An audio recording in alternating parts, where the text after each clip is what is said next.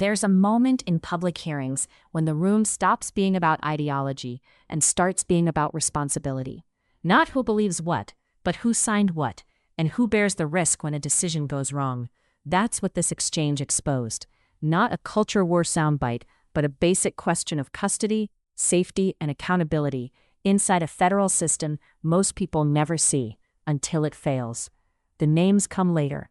What matters first is that a government decision put vulnerable people together, and no one on the dais could clearly say who owned the consequences. Then, after serving in prison, Mr. McClain was released for parole, but then violated the terms of parole by having internet and was sent back to prison. 1 year after being released again, he was convicted of having child pornography. Is that correct? I'm unclear on exactly the time frame that you're at, but the petitioner was convicted of distributing child pornography. Child pornography that was images of adults violently raping children. Abhorrent conduct. Okay. For which there are real victims. And this individual, 6'2", biologically a man. A minute ago you said that when this man decided that he was a she, you said this individual was, quote, I wrote it down, sober and entirely a female. That phrase struck me as remarkable. Did this individual have male genitalia?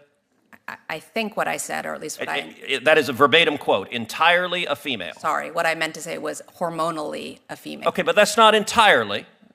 Did this individual have male genitalia? Yes. So you took a 6'2" serial rapist, serial child rapist with male genitalia, and he said, you know, I'd like to be in a women's prison. And your answer was, that sounds great to me. Let me ask you something. The other women in that prison, do they have any rights? Is that a question you're yes, asking me? The other women in that prison, do they have any rights? Of course. Do they have the right not to have a 6'2" man who is a repeat serial rapist put in as their cellmate? Senator Cruz, I considered the facts presented to me, and I reached a decision based on what the law I asked is. you a question. Do they have a right not to have a 6'2" man who is a serial rapist put in as their cellmate? Do those women have a right to that? Every minute. And that man's name is Joe Biden, isn't it? That would be a fair assessment, yes, Senator. Under President Biden, if you wait in line for legal immigration, you're a chump, aren't you? When you look at the benefits that have been given to people and the speed at which they've been released into the United States, I would be chagrined if I were waiting. You're a years. chump, aren't you? Yes, sir. General. Yes, You Senator. believe in open borders, don't you? I believe in the rule of law, sir. Right. And it makes you angry that President Trump does not believe in open borders, doesn't it? Senator, I'm not here to discuss immigration policy. I'm here to discuss whether or not we use the military to enforce it. And it makes you angry that most Americans don't believe in open borders, doesn't it? Not in the slightest, sir. Again, I am not here to discuss the immigration policy. Yeah. Duty, honor, respect, you talked about that Yes, in Senator. your opening statement. On October 14th of this year, you went on CNN. I want to read you what you said, make sure I'm accurate. Here's what you said. President Trump is not like any sane leader. I'm very proud of General Milley for saying that President Trump is a total fascist. To Bob Woodward, if he as chairman of the Joint Chiefs is calling the president a fascist, I'm so proud of him for breaking that barrier. The challenge is because most MAGA Republicans they don't understand what fascism is. The reality is that they are, in fact, fascists. And it is clear on your record, your political ideology matters a heck of a lot more than the rights of those women that you endangered. I think you're a radical, and I think you have no business being a judge.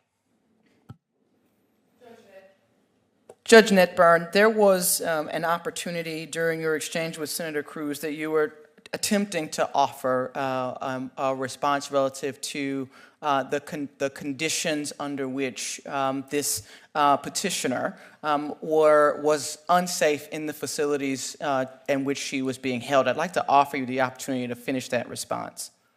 So the facts that were presented to me and what I relied on to make my decision were that the petitioner had engaged in no violence, no physical violence, no acts of sexual violence whatsoever while in custody. All three wardens who supervised the petitioner requested that she be transferred to a women's facility because of her serious medical needs.